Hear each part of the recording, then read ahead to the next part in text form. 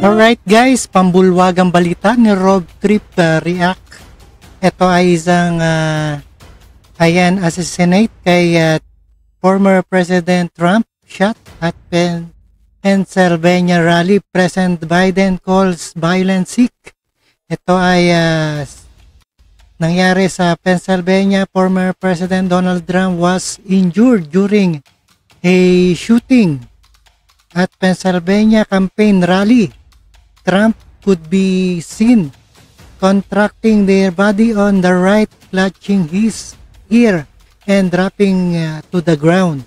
He is fine and being checked out at a local medical facility. Trump's campaign spokesman said a statement. President Joe Biden delivered remarks on Saturday evening says there's no place America for this kind of violence.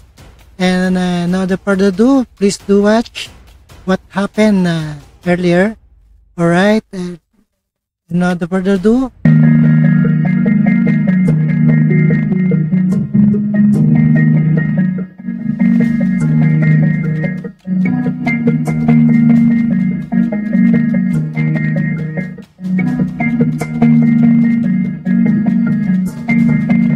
Really see something that said, take a look at what happened.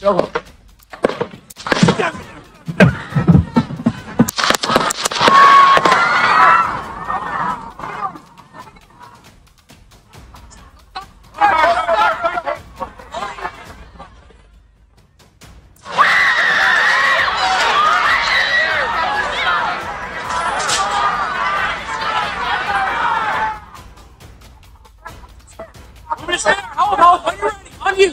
Ready? Move! Up! Move! Go! Up!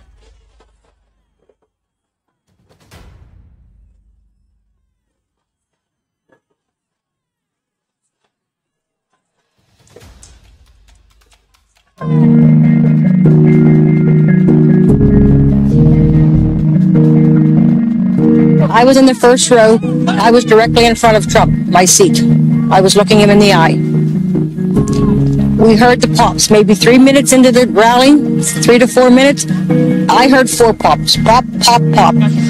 The 4 Secret Service immediately jumped on the stage, and we saw him push President Trump to the ground.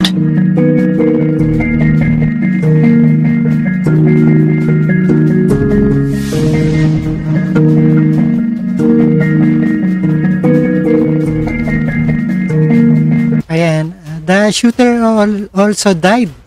NBC News confirms. Ayan, wala na rin.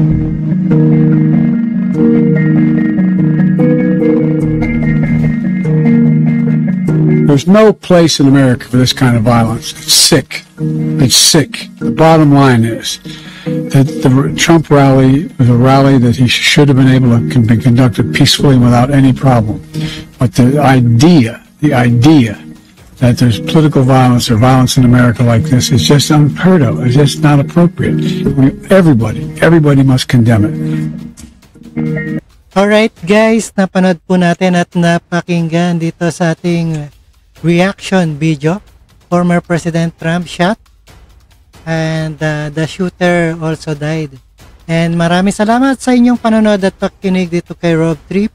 And see us again sa atin the next one. And subaybayan po natin ang reaction video. Alright, thank you guys. And don't forget to subscribe this channel, Rob Trip. And peace out. Alright, thank you guys.